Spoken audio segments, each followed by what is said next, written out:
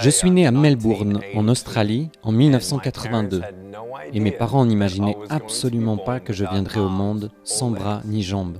Je suis la seule personne sans bras ni jambes que j'ai jamais vue. J'ai cru en Jésus-Christ après avoir lutté pendant 7 ans et demandé à Dieu « Pourquoi est-ce que je suis né comme ça ?» Il m'a répondu très clairement par un texte dans l'évangile de Jean au chapitre 9. Alors j'ai donné ma vie à Jésus à l'âge de 15 ans, après avoir lu ce passage où il croise la route d'un aveugle. Et attendez une seconde, c'est vraiment intéressant. Personne ne savait pourquoi il était né comme ça. Je me suis dit, parfait, c'est tout moi.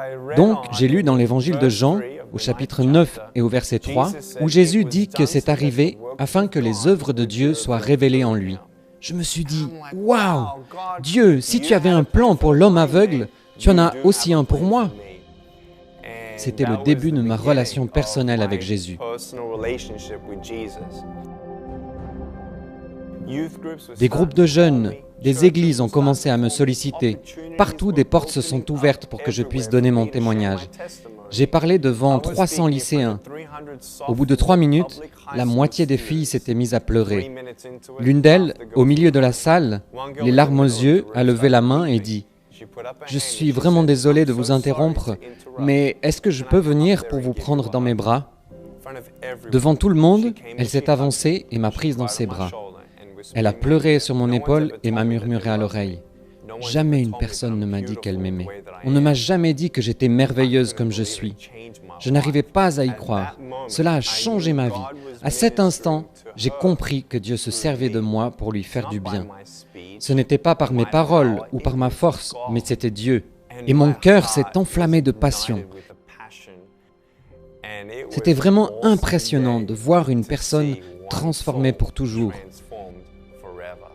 Ce jour-là, j'ai su que Dieu m'appelait à annoncer son évangile à travers le monde. Aujourd'hui, ne partez pas d'ici sans changer. Repartez d'ici sans chaîne. Vous ne savez tout simplement pas ce que Dieu peut faire avec des morceaux brisés de votre vie tant que vous ne les lui apportez pas. J'aimerais que vous sachiez que quand vous tombez à terre, la grâce de Dieu est là. Dieu veut étendre sa main et vous relever.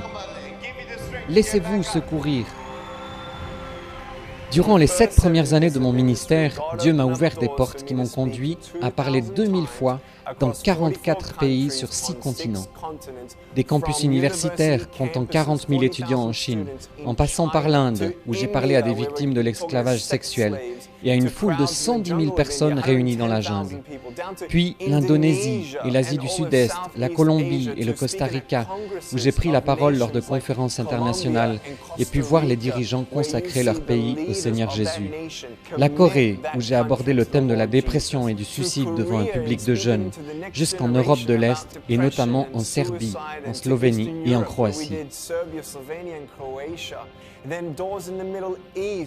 Et le message d'espérance a pu être aussi annoncé à travers tout le monde arabe. Ça, c'est Dieu. Et nous savons que nous n'en sommes qu'au début. Par la grâce de Dieu, nous avons vu de nos yeux un demi-million de personnes dire oui à Jésus et être mises en contact avec une église locale. Aussi fou que cela puisse paraître, avec notre association Life Without Limbs, nous avons pour but de prêcher à chaque personne de la planète, 7 milliards de personnes. Nous croyons qu'il est possible d'atteindre ce but, car le Saint-Esprit est en train de réunir des personnes souhaitant s'engager et nous soutenir dans notre envoi pour accomplir cette mission.